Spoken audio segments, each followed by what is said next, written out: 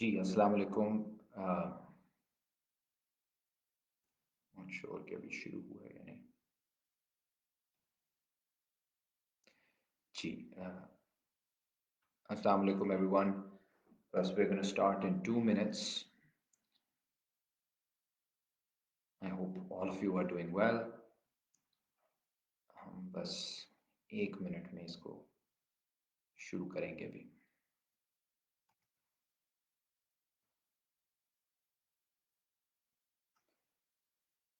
जी everyone, अस्सलाम वालेकुम again. And आज हम एक इंटरेस्टिंग टॉपिक को डिस्कस कर रहे हैं। कल इंटरनेशनल वुमेंस डे है और अस्सलाम वालेकुम शायान, कैसे हैं आप? ठीक हैं। और हम डिस्कस करेंगे वुमेन्स मूवमेंट और जो कल हो रहा है औरत मार्च, उस पर भी बात करेंगे। और जो आज ज़रा थोड़ी सी हम डिटेल में जो इंटेलेक्चुअली जिस चीज़ को हम थोड़ा सा परखने की कोशिश करेंगे वो ये है कि what is the exact relationship between the left and the feminist movement। तो ये एक बहुत बड़ा एक बहुत बड़ी कंट्रोवर्सी है कि जी क्या फेमिनिज्म जो है वो मार्क्सिज्म के खिलाफ कोई साजिश है। पहले जबरदस्त थी मार्क्सिज्म, उसमें सारे सिर्फ तबके की बात करते थे और अब इसमें औरत का सवाल एकदम से आ गया, तो क्या ये हमें तोड़ने की कोशिश है। यही सब इसी तरह की बात होती है जब कौमी सवाल की बात होती है या और इस तरह के जो पेचीदगियां हैं, तो लोग कहते हैं शायद हमें तोड़ने की कोशिश की जा रही है। और ये मामला सिर्फ पाकिस्तान में नहीं है, पूरी दुनिया में ये एक बात की जाती है कि शायद ये वाली जो तहरीकें हैं, जो नई जिन्हें न्यू सोशल मूवमेंट्स कहते हैं, वो तबके से हमें हटा रही हैं, तबके के सवाल से, क्लास पॉलिटिक्स से। दूसरी तरफ बहुत सारे ऐसे लोग हैं जो कहते हैं कि यार मार्क्सिज्म भी अ, उसके अंदर गुंजाइश ही नहीं है तबके के अलावा किसी चीज़ के ऊपर बात करने की। So Marxism is something that is ossified और सिर्फ तबके की बात होती है, उससे ज़्यादा वो सोच नहीं सकते। और जिसकी वजह से फेमिनिज्म और मार्क्सिज्म का कभी कोई जोड़ नहीं हो सकता, कभी कोई उनका उनकी अलायंस नहीं हो सकती। आज जो हम जिस राइटर को पढ़ रहे हैं, नैन्सी फ्रेजर, वो एक्चुअली इस मिलाप को दिखाती है हिस्टोरिकली और थ्योरेटिकली, उस रिश्ते को दिखाती है जो मार्क्सिज्म और फेमिनिज्म के दरमियान मौजूद है। उनका नाम है professor Nancy Fraser. She is one of my favourite professors, favourite writers, thinkers in the world. उनको आप लोग ज़रूर पढ़ें। और वो यही बात करती हैं कि वो मार्क्सिस्ट को भी ये बात समझाती हैं कि फेमिनिज्म कोई आपकी कोई दुश्मन नहीं है या आपकी कोई दुश्मनी नहीं होनी चाहिए, क्योंकि वो आप ही की मूवमेंट के अंदर से निकली हुई एक सोच है। और फेमिनिस्ट को भी वो कहती हैं कि मार्क्सिज्म जो है वो कोई मुतजाद नहीं है फेमिनिज्म के, बल्कि एक सपोर्ट बेस बन सकती है, क्योंकि जो हमारी लड़ाई है वो सांझी है सरमायादारी के खिलाफ। अच्छा, आज का हम थोड़ा सा लेक्चर उसकी फिर से मैं कहूँ कि इम्पोर्टेंस यही है कि औरत मार्च आ रहा है कल, और आपको पता है कि हमारे यहाँ 9/11 के वक्त इतना लोग परेशान नहीं हुए थे जितना मेरा जिस्म मेरी मर्जी के बाद के स्लोगन के बाद पाकिस्तान में लोग परेशान हो गए कि शायद सारी अब वैल्यूज़ जो हमारी ज़बरदस्त वैल्यूज़ हैं वो ख़त्म होने वाली हैं, और अब जो वाहिद चीज़ बचेगी वो ख़ानदान तबाह हो जाएगा और माशरा तबाह हो जाएगा, जैसे वैसे बहुत प्रोग्रेस कर रहा है हमारा माशरा। तो ये एक बड़ा एक बहुत एक सोची समझी साजिश के तहत चीज़ों को कंट्रोवर्शियल किया गया, चीज़ों को मतलब इतनी छोटी छोटी बातें, जैसे आपको शायद याद हो, खाना खुद गर्म कर लो एक स्लोगन था, उसके ऊपर जितनी वाहियात बातें हुई, उससे यही नज़र आता है कि अभी माशरा जो है वो बहुत इस वक्त पीछे है। और हमारे लिए ज़रूरी है, ख़ासतौर पे जो लोग अपने आप को ह्यूमन राइट्स की बात करते हैं, जो तरक्की पसंद हैं या जो हमारी तरह मार्क्सिस्ट हैं, वो इन इन चीज़ों से घबराएं मत, बल्कि इनका दिफा करें। क्योंकि ये जो इस किस्म की तनकीद है, ये कल को किसी भी प्रोग्रेसिव मूवमेंट पे होगी, कोई भी तहरीक बनती है उसके ऊपर ये होती है। फॉरेन फंडेड है, फॉरेन आइडिया, तो एक तो हर चीज़ फॉरेन फंडेड हो जाती है। अभी भी ट्विटर पे एक चल रहा है ट्रेंड, फॉरेन फंडेड औरत मार्च। तो वो सबूत कोई नहीं लेकर आ सकते, लेकिन बस इस तरह की तोहमतें। So for us, it's important to realize that for a progressive society, for a society that is tolerant, that is pluralistic, औरतों का आगे आना बहुत अहम है। और ये बहुत खुशाइन बात है कि पाकिस्तान में बहुत मुश्किल हालात में औरतें इस तरह निकल रही हैं। और कल जो साथी आ सकते हैं, जिस भी शहर में हो रहा है ये मार्च, ये कल हमारे यहाँ लाहौर में प्रेस क्लब में हो रहा है 2 बजे, बाकी कराची में हो रहा है, इस्लामाबाद में हो रहा है, हैदराबाद में हो रहा है, टोबा टेक सिंह में हो रहा है, मुल्तान में हो रहा है। और ये बड़ी बात है कि ये जो बार बार कहते हैं सिर्फ एलीट का है ये औरत मार्च, इस दफ़ा तो छोटे शहरों में भी हो रहा है और बहुत सारी वर्किंग क्लास औरतें भी बीच में शामिल हो रही हैं। और औरत मार्च के ऑर्गेनाइजर्स ने इस दफ़ा थीम भी हेल्थ रखी है, ख्वातीन। और उन्होंने बहुत ज़्यादा, यानी मेरे सामने है कि मैंने देखा है किस तरह उन्होंने काम किया है, मज़दूरों के इलाकों में जाके औरतों को ऑर्गेनाइज़ किया है, हेल्थ पे बात की है। तो अक्सर ये मीर बता रहे हैं सखर में भी हो रहा है। सो ये बहुत फिर तकलीफ दह बात होती है कि लोग इतनी मेहनत करें और एक्चुअली वो इश्यूज उठाएं जो कोई और नहीं उठाता, लेकिन बाद में लोग कह देते हैं ये तो जी एलीट की सिर्फ चीज़ है। और एक और भी मुझे अफसोस होता है जब कोई भी चीज़ हो जाए यहाँ पे मतलब वो ट्रम्प की इम्पीचमेंट भी का भी मसला हो तो लोग कह देते हैं औरत मार्च वाले किधर थे, कब किधर थे जब ये हो गया, तो ट्रम्प को ये हो गया तो उसको ये हो गया। तो ये चीज़ों को डिफ्लेक्ट करने के बहाने हैं। हमें एक्चुअल थ्योरेटिकली चीज़ों को समझना चाहिए, ऑनेस्टली समझना चाहिए। और जहाँ पे अगर कोई आपको लगता है कमी बेशी, तो वो तो एक तरीक़ेकार होता है तनकीद करने का भी, वो हमारे पे भी होती है, वो औरत मार्च पे भी हो सकती है, वो किसी पे भी हो सकती है। मगर यहाँ पे जिस किस्म की तनकीद होती है वो अमूमन बात को दबाने की, डिफ्लेक्ट करने की एक कोशिश होती है। अच्छा, now I will quickly come to Nancy Fraser's argument.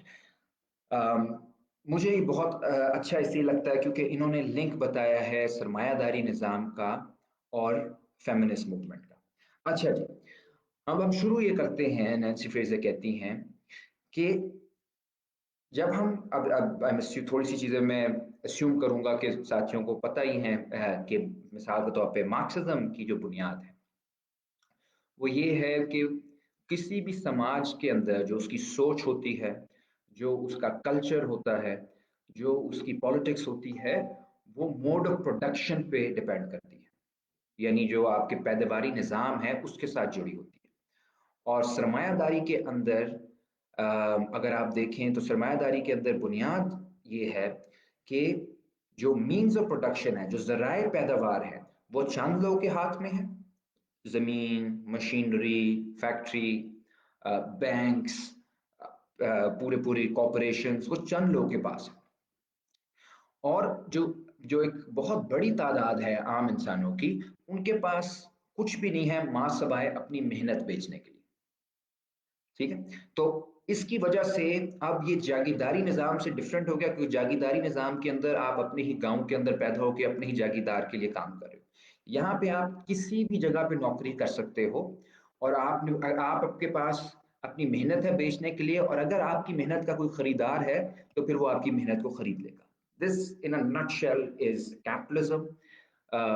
और इंसान जो है वो अपनी मेहनत को सरमाए के लिए वक्फ कर देता है, सरमायादार के लिए। और जो बड़ा सरमायादार होता है उसकी खासियत ये नहीं होती कि वो मेहनत बहुत करता है, उसकी खासियत होती है कि कितने लोगों की मेहनत वो कंट्रोल करता है, कितने लोग का वक्त वो कंट्रोल करता है, कितने लोग की जिंदगियां वो कंट्रोल करता है। इसकी बुनियाद पे उसकी उस पैसे बनाता है। जाहिर अगर सिर्फ मेहनत का सवाल हो तो भट्टा मजदूरों से ज्यादा मेहनत तो कोई भी नहीं करता। जो स्याह फाम थे, खासतौर पर गुलाम, उनसे ज्यादा मेहनत तो आज तक किसी ने नहीं की। लेकिन मेहनत का सवाल नहीं है, उनकी मेहनत जो ऊपर कंट्रोल करते हैं, पैसा वो बनाते हैं, मुनाफा वो कमाते हैं। So this is the basis of capitalism. Now Nancy Fraser कहती है कि ये बहुत बिल्कुल ठीक बात है, मार्क्स भी बिल्कुल ठीक ये बात करता है, लेकिन इसमें एक चीज हम मिस कर देते हैं। जो वर्कर जाके मेहनत कर रहा है, फैक्ट्री के अंदर अपनी मेहनत बेच रहा है, उसने सिर्फ प्रोड्यूस नहीं करना, उसने अपने आप को भी पालना है। In other words, not only production is important but reproduction is also important। इसका क्या मतलब है? इसका मतलब ये है कि जाहिर है उसके पास घर भी होना चाहिए रहने को, اس کے پاس وہاں پہ پانی ہونا چاہیے، الیکٹریسٹی ہونی چاہیے، آج کل کے زمانے میں انٹرنیٹ ہونا چاہیے، اس کے پاس بچوں کے پاس کوئی تعلیم ہونی چاہیے کے لیے کوئی فیسلٹیز ہونی چاہیے، کوئی بیمار ہو جائے تو ہاسپٹل ہونا چاہیے، جو آپ کی بنیادی بنیادی ضروریات ہیں وہ پوری ہونی چاہیے، تاکہ ایک شخص جو جا کے محنت کر رہا ہے فیکٹری کے اندر، یعنی اپنی محنت بیچ رہا ہے، وہ اگلے دن پھر آ کے اپنی محنت بیچ سکے۔ ورنہ تو اگر لوگوں کے پاس کوئی رہنے کی جگہ نہ ہو تو وہ تو پھر مارے جائیں گے۔ اور ہم نے، آپ کو یاد ہے، التھوسر ڈسکس کیا تھا کچھ مہینے پہلے، اور التھوسر کہتا ہے کہ نہ صرف ریپروڈکشن کے لیے یہ آپ کو چاہیے سارا یہ گھر شہر جو بھی میں نے بات کی ہے ساری، بلکہ نظریاتی طور پہ بھی آپ کو روز روز لوگوں کو ٹرین کرنا ہے کہ اگلے دن اپنے آپ کو پھر سے ورکر ہی سمجھے، یہ نہ ہو کہ اگلے دن اپنے آپ کو سمجھے کہ ہم تو برابر ہیں، تو ہم ورکر نہیں بنیں گے، ہم حکمران بنیں گے۔ اور سوشلسٹوں کی کوشش یہی ہے کہ لوگوں کی اس کو، لوگوں کی سوچ کو، یہ جو نظریاتی ریپروڈکشن ہے سسٹم کی، اس کو چیلنج کیا جائے۔ اچھا، اس پہ وہ ایک لیکچر ہے، وہ آپ لوگ دیکھ سکتے ہیں فیس بک پہ، میرے پڑا ہوا ہے۔ But coming back to Nancy Fraser, وہ کہتی ہے کہ جو پرابلم آتا ہے سرمایہ داری کا پہلا، وہ ویجز کا، تنخواہ کا صرف نہیں آتا، اس سے بھی کبھی کبھی بڑھ کے مسئلہ آتا ہے ریپروڈکشن کا۔ اس کا کیا مطلب ہے؟ اس کا مطلب یہ ہے کہ تنخواہ آپ کو مل رہی ہے مثال طور پہ 18,000، ٹھیک ہے، اس میں بمشکل آپ کا گزارا ہو رہا ہے 18,000 میں۔ کیسے کرتے ہیں لوگ، پتہ نہیں کیسے کرتے ہیں گزارا، وہ ہم جب بھی جاتے ہیں، آج بھی ہم گئے ہوئے تھے ایک ورکنگ کلاس علاقے میں خالد نگر میں، تو لوگ کی حالت جو ہے وہ آپ کے سامنے ہی ہے، پوری پوری فیملیز 18-19 ہزار 20,000 میں زندہ ہیں۔ اچھا، انہوں نے، وہ بہت بیئرلی منیمل چیزوں پہ وہ زندہ ہیں، ان کے بچے اچھی تعلیم بھی نہیں حاصل کر رہے، ہسپتال بھی نہیں ہے، سڑکیں بھی نہیں ہیں، صاف پانی بھی نہیں ہے۔ اوپر سے آ جاتی ہے تبدیلی سرکار، جس میں ہر چیز مہنگی ہو جاتی ہے۔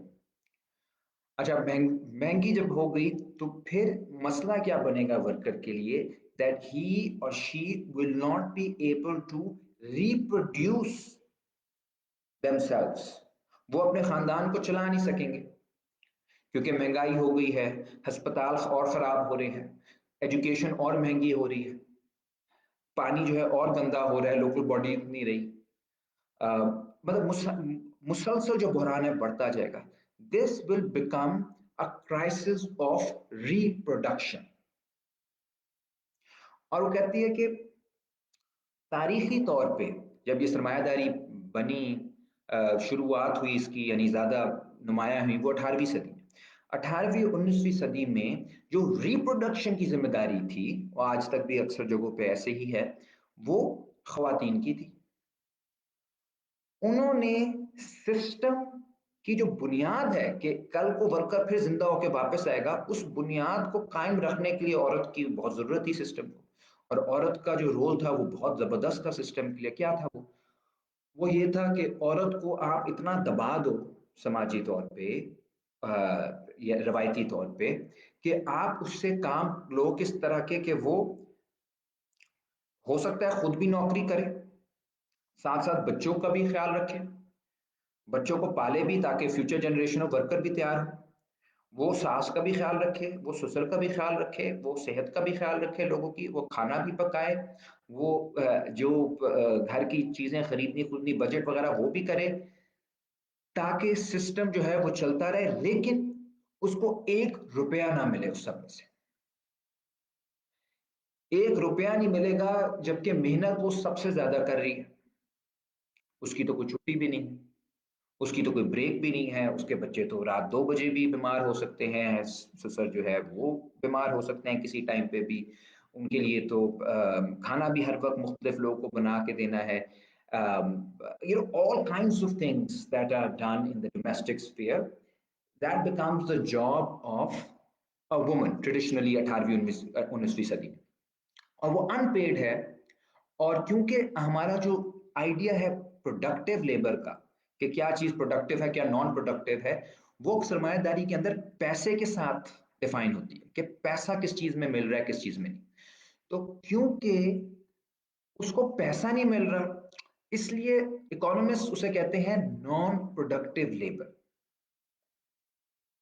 यानी जो औरत जिसकी सर पे पूरा निजाम खड़ा हुआ है वो नॉन प्रोडक्टिव लेबर कर रही है, और जो फैक्ट्री में काम हो रहा है वो प्रोडक्टिव है, क्योंकि उसमें से स्टील बन रहा है, टेक्सटाइल बन रहे हैं, और जो भी चीजें हैं वो बन रही हैं, which means that a woman is doubly exploited in this system.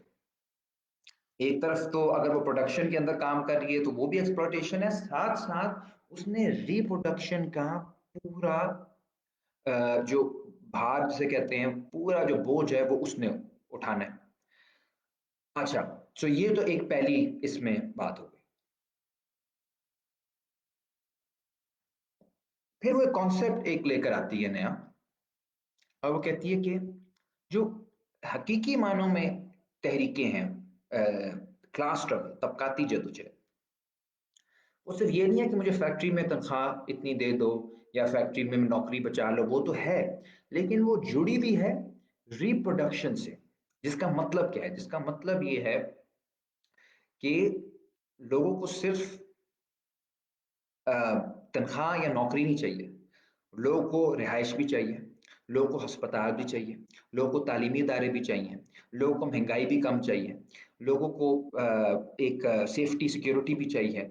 यानी कई चीजें जो कि रिप्रोडक्शन में आती हैं, वो सारी की सारी चीजें जो हैं उसके ऊपर मुसलसल पिछले 200-250 सालों से तहरीकें बनती रही। Right to housing, right to health, right to education, right to security and safety, right, महंगाई के खिलाफ, so right to accessible commodities, ये सारी चीजें जो हैं ये तबकाती जदोजहद का एक एक उसकी एक बिल्कुल सेंट्रल चीज है। अब वो कहते हैं कि ये सारी स्ट्रगल्स को बहुत सारे मार्क्सिस्ट ने कभी सीरियसली स्टडी नहीं किया।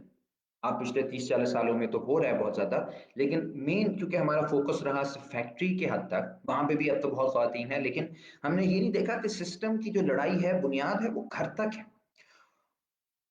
और उन जो बड़ी तहरीकें हुई 19वीं सदी की, उसके अंदर ये बातें बहुत हुई कि यार बीमार हो रहे हैं बच्चे, बच्चे फौत हो रहे हैं, अस्पताल नहीं है, गंदगी है, पानी गंदा है।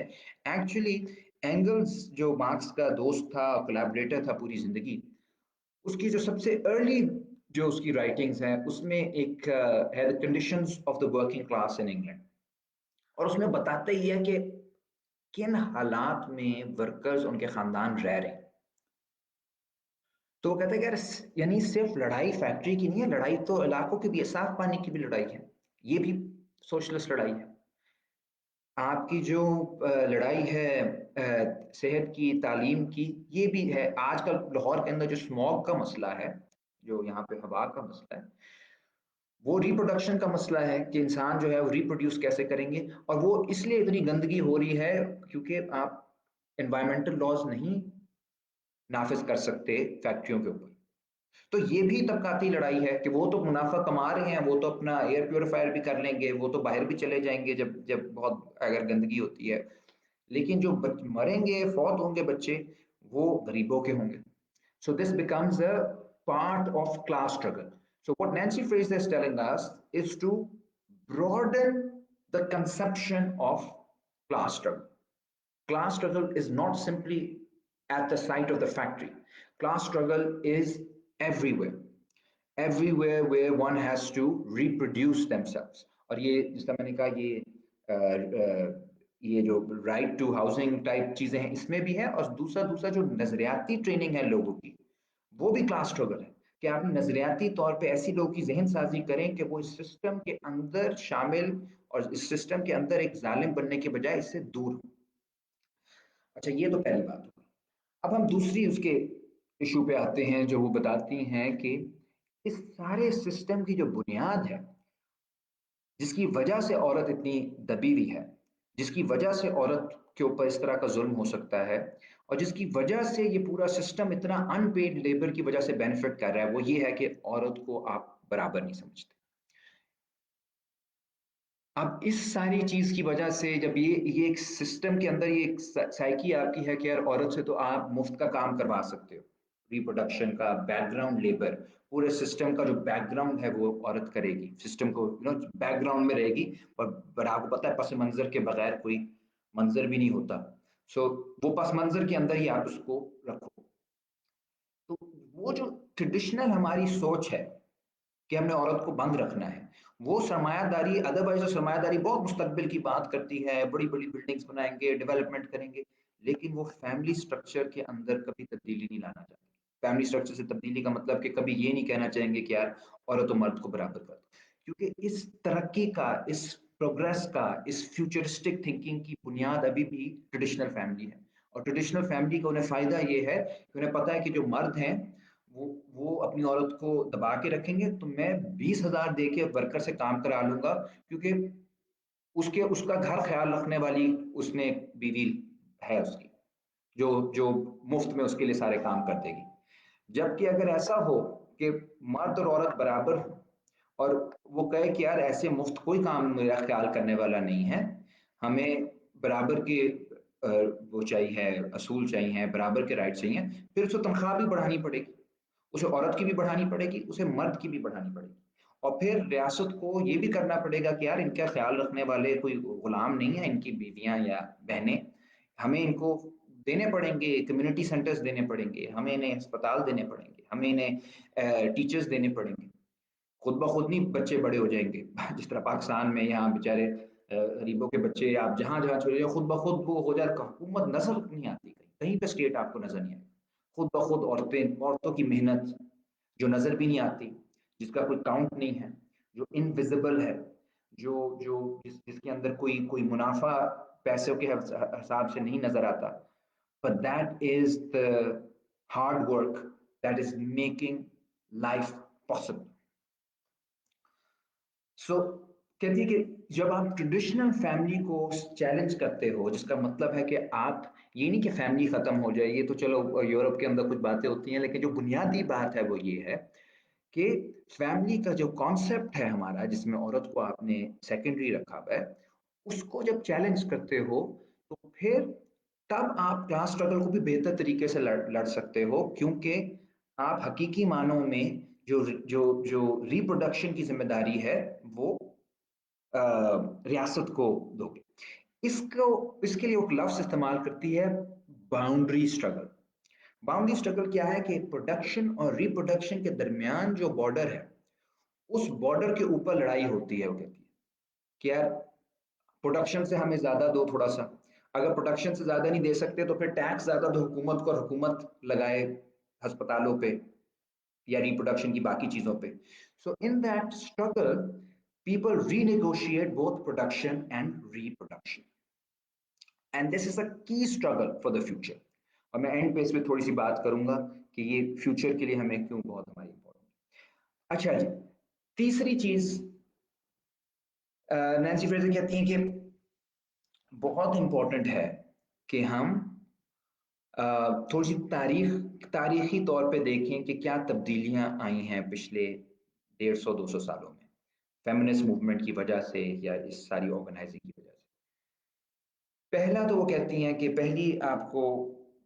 पहला आपको डिफरेंस ये होगा कि जो 19वीं सदी में, तो ट्रेडिशनल फैमिली की, विक्टोरियन फैमिली की एक बात होती थी, और वही जिस तरह में मैं समझाया है, उसके खिलाफ एक पूरी बगावत हुई। ग्रेट डिप्रेशन एक आया 1929 में, पूरी इकोनॉमी दुनिया की तबाह हो गई, तो एक पूरी कैंपेन बनी कि यार लोगों को ख्याल रखे, रियासत की जिम्मेदारी है उनका ख्याल रखना, क्योंकि हालत ये हो गई थी कि अमेरिका जैसे मुल्क के अंदर सैकड़ों हजारों खानदान जो थे वो सड़कों पे आ गए थे।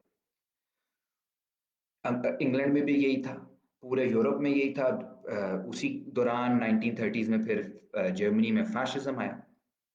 तो उनका यार ये तो सिस्टम नहीं हो सकता कि आपको के बस मुनाफा कमाते रहे सरमायादार, और इधर जो है वो फैमिली जो है वो आप फैमिली फैमिली करते रहते हो, लेकिन कौन सी फैमिली आपने छोड़ी है कि जो लोग घरों सड़कों पे आ रहे हैं, जिन लोग के घर छीने जा रहे हैं। तो कहती है कि वहां पे लड़ाई हुई, स्ट्रगल हुई, और उन्होंने कहा कि हमने फैमिली को प्रिजर्व करने के लिए इंपॉर्टेंट है कि वेलफेयर स्टेट बने। जो वेलफेयर स्टेट का कॉन्सेप्ट है वो सिर्फ फैक्ट्री की लड़ाई से नहीं बना, वो एक्ट यानी प्रोडक्शन की लड़ाई से सिर्फ नहीं बना, वो फैमिलीज ने जो लड़ाई लड़ी, जो रिप्रोडक्शन की लड़ाई थी कि हमें रिप्रोड्यूस कैसे किया जाएगा, हमें रिप्रोडक्शन की रियासत जिम्मेदारी ले, वो उस सारी लड़ाई के अंदर एक की एलिमेंट थी. The birth of the welfare state is because of the struggle over reproduction. उस वक्त लफ्ज फेमिनिज्म इस्तेमाल नहीं होता था, लेकिन वो लड़ाई फेमिनिस्ट थी, वो फेमिनिस्ट लड़ाई थी कि हमें हमें वेलफेयर दें, हमें प्रोटेक्ट करें, से ये रियासत की जिम्मेदारी है. जो इमरानी मुआहदा था रियासत का और अवाम का, वो बिल्कुल तब्दील हो गया है, और ये बहुत बड़ी अचीवमेंट थी.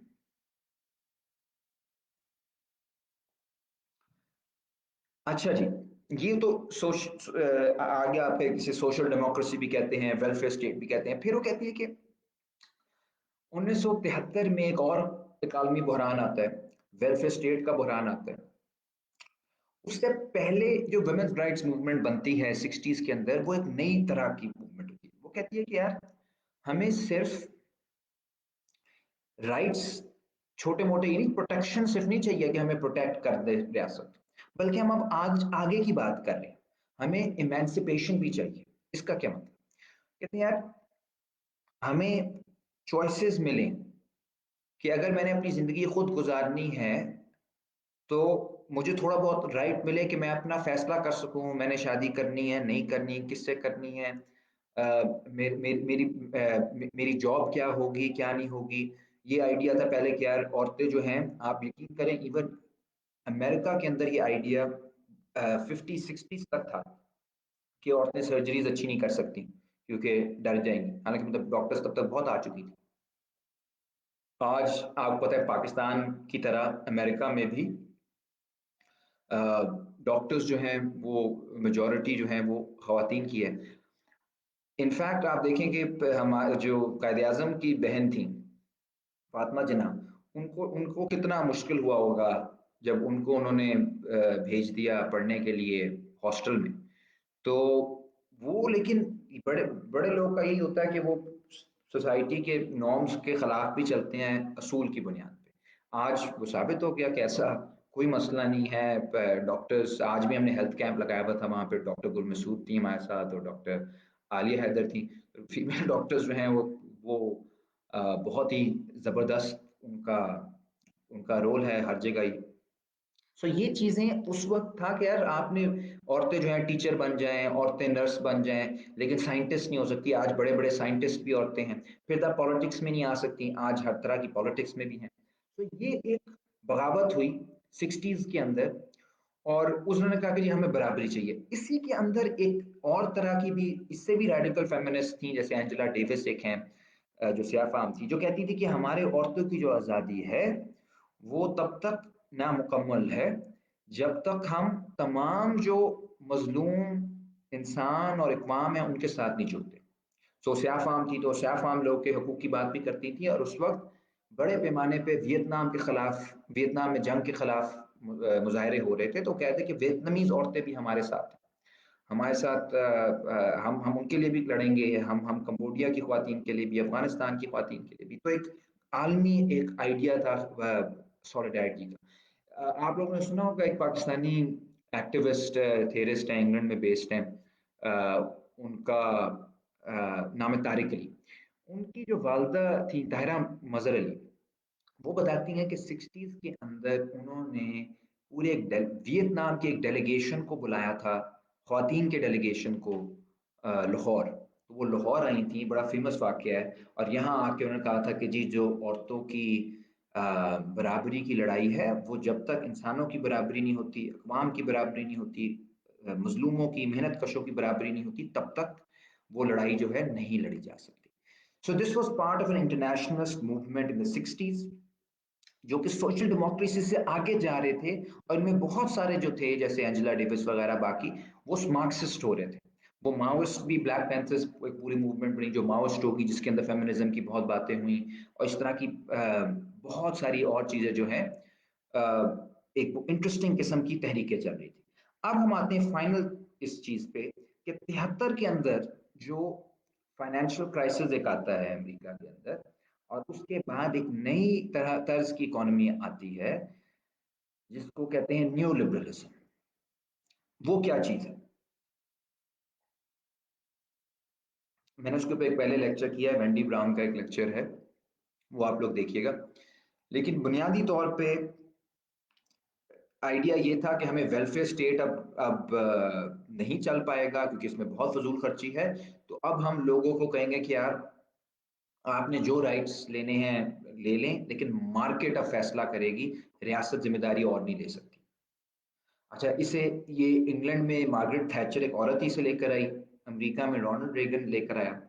और इन्होंने किया क्या कि नैन्सी फ्रेजर कहती है कि इन्होंने कहा कि आप लोग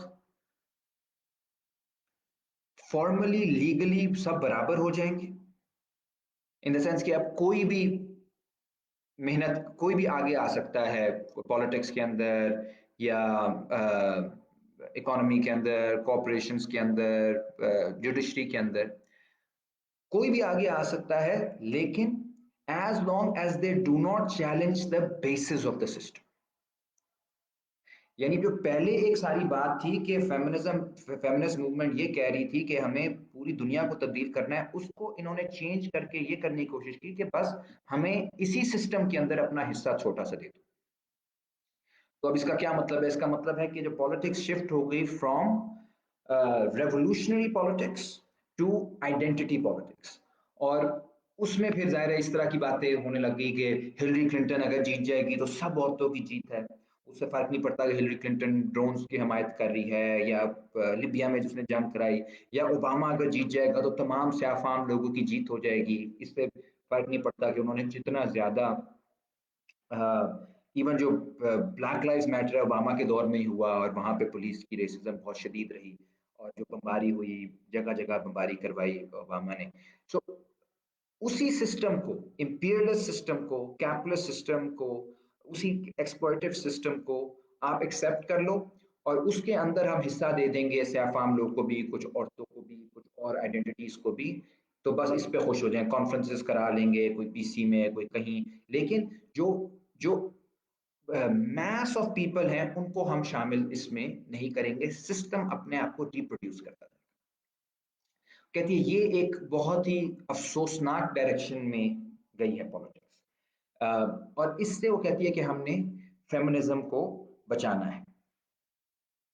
okay, this is the current situation now. I just move towards the end.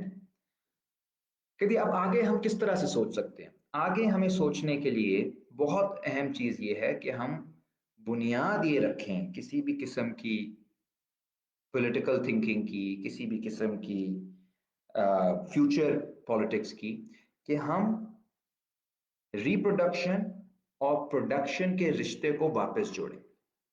इसका क्या मतलब है? पहले जिस तरह मैंने कहा कि पहले हम सिर्फ प्रोडक्शन की बात करते थे और रिप्रोडक्शन की बात नहीं करते थे, अब जो न्यू लिबरलिज्म है वो सिर्फ आइडेंटिटी की बात करता है, लेकिन प्रोडक्शन यानी सिस्टम सरमायादारी की बात नहीं करता। हमें इन दोनों के रिश्ते को जोड़ना है, क्योंकि अगर सिस्टम की बेसिस ये है कि उसने अस्पताल भी खत्म करने हैं, उसने पानी भी गंदा करना है, उसने स्कूलों में से फंडिंग भी कम करनी है, उसने लोगों को बेरोजगार भी करना है, तो ये जो जो तबाही होगी वो सिर्फ किसी एक क्लास, एक तबके की या एक ग्रोह की नहीं होगी, वो औरतों के लिए भी आजाद है। आज जिन इलाकों में आप जाते हैं जितनी बेरोजगारी है, महंगाई है, वो औरत के लिए सबसे बड़ा मसला है, क्योंकि वो आज भी घर चला रही है। तो आप कहो कि यार हम औरतों को सिर्फ हकूक की थोड़ी बहुत बात करेंगे, कोई नया लॉ ले आएंगे, लेकिन हम उस निज़ाम की बात नहीं करेंगे जिसकी वजह से औरत जो है वो एक बेरोजगार खानदान में रह के घर को चलाने पे मजबूर है, जहाँ पे उसके बच्चों के लिए कोई तालीम नहीं है, उसकी सेहत का कोई ख्याल नहीं रख रहा, वो उसको कोई मदद नहीं मिल रही रियासत की तरफ से। तो ये सिस्टम की क्रिटिक के बगैर, इस जदलियाती रिश्ते के बगैर, ये चीजें जो है ये फिर वन साइडेड हो जाएंगी और मामला जो है वो हल की तरफ नहीं जाएगा। इससे एक और भी बढ़ के जो आजकल एक साथ साथ मसला है रिप्रोडक्शन का, वो हमें पता है एनवायरमेंट का है। जो क्लाइमेट चेंज का मसला है एनवायरमेंट का, वो भी रिप्रोडक्शन का मसला है, कि जो कैपिटलिज्म आज का कैपिटलिज्म है वो हमारे प्लेनेट को खत्म करने की कोशिश कर रहा है। यानी पूरे जो जिस ग्लोबल वार्मिंग जो हो रही है, for the first time our reproduction as species is in danger. So you know अक्सर ये कहते हैं कि आजकल के ज़माने में یہ آسان ہے سوچنا کہ دنیا ختم ہو سکتی ہے، ہر دوسرا بندہ کہتا ہے کہ یار دنیا ختم ہونے والی ہے، بس یہ قیامت کی نشانی ہے۔ لیکن اگر یہ کوئی یہ کہہ دے کہ یار سرمایہ داری نظام ختم ہو سکتا ہے، تو کہتے ہیں یار آپ یہ کیا یوٹوپین باتیں کر رہے ہو، یہ تو کبھی بھی نہیں ختم ہو سکتی، کیسے ختم ہوگی؟ جو چیلنج دیا تھا انیشل فیمنسٹ موومنٹ نے وہ یہی تھا کہ ہم ایک ان کا بھی سیمون ڈی بووار کا بھی ایک بڑا فیمس ہے کہ no one is free until everyone is free, جس کا مطلب ہے کہ ہم سب کو جب تک نہیں کریں گے آزاد، ہم سب کو جب تک نہیں دیں گے رائٹس، تب تک کوئی بھی آزاد نہیں ہوگا۔ اور یہ چیلنج ہے فیمنسٹ موومنٹ کا پچھلے 60-70 سال سے آج بہت عرصے بعد ہمیں فخر سے کہہ سکتے ہیں کہ چاہے وہ سیاہ فام عورتیں ہوں بلیک لائفز میٹر کی، چاہے وہ گریٹا تھنبرگ جیسی خواتین ہو جو انوائرمنٹ موومنٹ کو چلا رہی ہیں، چاہے وہ ہمارے یہاں عورت مارچ کی بہت سی ہیں خواتین جو کہ بہت زبردست طریقے سے کام کر رہی ہیں اور کلاس کا ایشو، سرمایہ داری کا ایشو جوڑ رہی ہیں اس کے ساتھ، عورت کے سوال کے ساتھ۔ یہ ایک زبردست پیش رفت ہے کیونکہ ہم سسٹم سے لڑ نہیں سکتے بغیر ان چیزوں کو جوڑے ہوئے۔ اور یہ کیا کیا چیزوں کو جوڑنے کی ضرورت ہے؟ طبقے کو، عورت کو، طالب علم کو، محکوم قوموں کو، اور ان سب، اور انوائرمنٹ ایکٹیوسٹ کو، اور بھی آپ لگا لیں جو جو جو امپورٹنٹ لڑائیاں لوگ لڑ رہے ہیں، ان سب کو جوڑ کر ہی آپ سسٹم کے خلاف ایک بات کر سکتے ہو۔ کیوں؟ کیونکہ یہ سسٹم جو ہے یہ کسی ایک کو نہیں کر رہا، یہ ہر ایک کو ایک کا استحصال نہیں کر رہا، یہ ان تمام گروہوں کا الگ الگ استحصال کر رہا۔ اور یہ گروہ الگ الگ جب سسٹم سے لڑتے ہیں تو پھر سسٹم کے لیے ان سے لڑائی کرنا آسان ہے۔ جب یہ مل کر لڑیں گے تو حقیقی معنوں میں آپ ان کو ہرا سکو گے، آپ ان سے لڑ سکو گے، آپ مزاحمت کر سکو گے۔ And I think that should be the target in which we see the commonality of our struggles. اور یہ ذمہ داری جو ہے یہ عورتوں پہ اتنی نہیں ہے جتنی اس وقت پاکستان کے حوالے سے میں کم سے کم اگر بات کروں یہ مردوں پہ ہے، کہ ہم کم از کم حقیقت کو دیکھیں۔ میں نہیں کہتا کہ تنقید نہ نہیں ہونی چاہیے، ہر موومنٹ پہ ہونی چاہیے، وہ تنقید ہینڈل کر سکتی ہیں خواتین، وہ ایسا کوئی مسئلہ نہیں ہے۔ بٹ امپورٹنٹ یہ ہے کہ آپ جو کام خواتین کر رہی ہیں آن دا گراؤنڈ ان کو پہلے اپریشیٹ کریں کہ یار یہ ایسے نہیں ہے فورن فنڈیڈ اس طرح کی، یا میرا جسم میری مرضی۔ میرے بھی والد صاحب نے بہت اچھی اس نظم بھی لکھی ہے اس سلوگن پہ کہ میرا جسم میری مرضی ہے۔ یہ ظاہر ہے کہ میں بھی اسی میں بلیو کرتا ہوں، آپ بھی اسی میں کرتے ہیں۔ آپ کے جسم پہ کسی اور کی مرضی ہو آپ کو اچھا نہیں لگے گا، میرے پہ ہو کسی اور کو کسی اور کی مرضی اچھا نہیں لگے گا۔ تو پھر ہمیں عورت کوئی اس طرح کی بات کرتی ہے تو بالکل ظاہر ہے میری بہن کے لیے بھی یہ سلوگن ہے، یا آپ کی بہن کے لیے بھی سلوگن ہے، اس میں کوئی اس میں کوئی برائی ہے نہیں۔ برائی لوگ کے ذہنوں میں ہے کہ جسم کے نام سے ان کے ذہن میں پتہ نہیں کہ کون سی فلمیں آ جاتی ہیں، جبکہ حقیقتاً یہ جو نعرہ ہے یہ بالکل بالکل ہمارے جو ایک بنیادی اخلاقیات ہیں ان کے مطابق ہے کہ آپ ظاہر ہے اسی طرح ہونا چاہیے معاشرے کے اندر۔ Now I will end by saying کہ کل والے ایونٹ پہ ضرور آئیں، اور اس سے پہلے میں ایک بک ریکمینڈ کرنا چاہتا ہوں جو ہمارے ساتھی نے ایک لکھا ہے، ایک پبلش کی ہے بلال ظہور فولیو بکس والے۔ Nancy freezer is one of the writers, one of the editors, feminism of 99%۔ یہ ساری مارکسسٹ فیمنسٹ جو ہیں خواتین انہوں نے لکھی ہے، اس میں تیتھی بھٹاچاریہ بھی ہیں، انڈین ہیں، اور بھی بہت زبردست کتاب ہے فولیو بکس نے پاکستان میں چھاپی ہے، اس کو ضرور پڑھیں۔ ایک دو سوال آئے ہیں جن کو میں آنسر کر دیتا ہوں بہت جلدی۔ بہرام ہمارے دوست ہیں، وہ سوال کر رہے ہیں کہ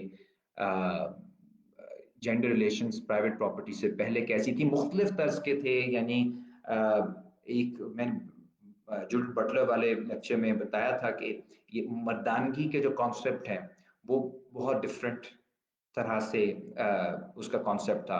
مثال طور پہ میک اپ کرنا مردوں کے لیے ایک زمانے میں समझा जाता था कि उसमें कोई बुराई नहीं है।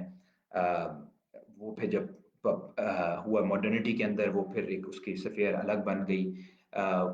Ways of being men and women were different. That does not, however, mean कि पहले बहुत अच्छा था और अब बुरा है। आई थिंक मॉडर्निटी के अंदर और आज़ादी के भी नए पहलू खुले हैं। So I mean we can probably do a more detailed response to that question at some point in future. But the important thing जो मैं इसलिए सवाल की इम्पोर्टेंस से कर रहा हूँ कि अब हम रिवर्स कुछ नहीं कर सकते।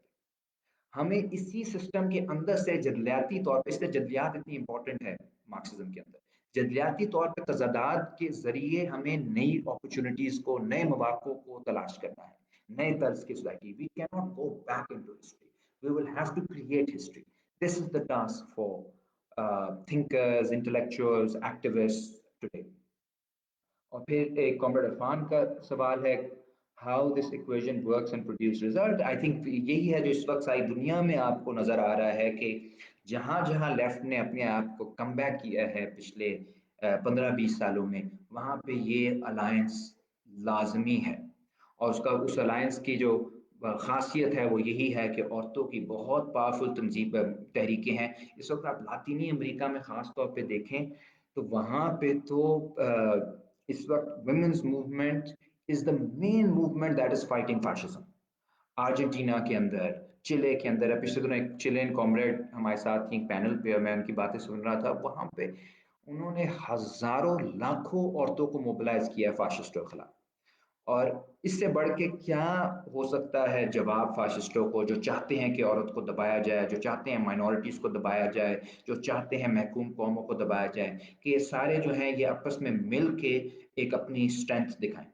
और अगर अच्छी बात यह है कि वो सारी जो तहरीकें बन रही हैं वो अपने आप को जोड़ रही हैं जो तबके के सवाल से, समायदारी के सवाल से, और नई पार्टीज सामने आ रही हैं, नई किस्म की ग्रुप्स, नए किस्म के ग्रुप सामने आ रहे हैं, नए किस्म के थेरी सामने आ रही हैं, फलसफे के अंदर नई किस्म की इनोवेशंस हो रही हैं। So it's a very very interesting time. जो बहुत रिवायती किस्म के मार्क्सिस्ट हैं वो इसको कबूल नहीं कर रहे और वो इरेलीवेंट होते जा रहे हैं सारी दुनिया में।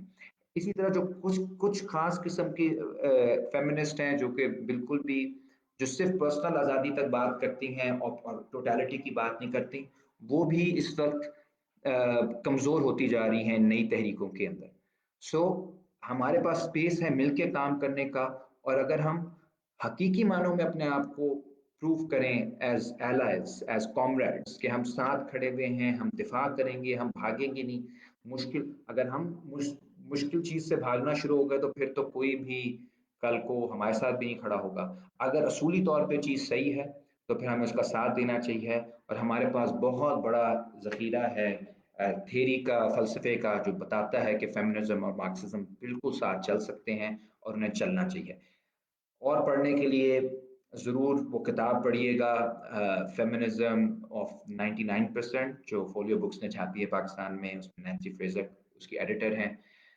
बाकी कल आप सब साथियों से मुलाकात होगी लाहौर प्रेस क्लब, और जहाँ जहाँ साथी जो जो जा सकते हैं ज़रूर जाएं, मास्क ज़रूर पहने, SOPs का ख्याल रखें। इंशाल्लाह आप अगले हफ्ते हम माओ ज़ेडोंग के एक लेक्चर के ऊपर फिर से मिलेंगे जो कि कॉन्ट्रडिक्शन के आइडिया पर है।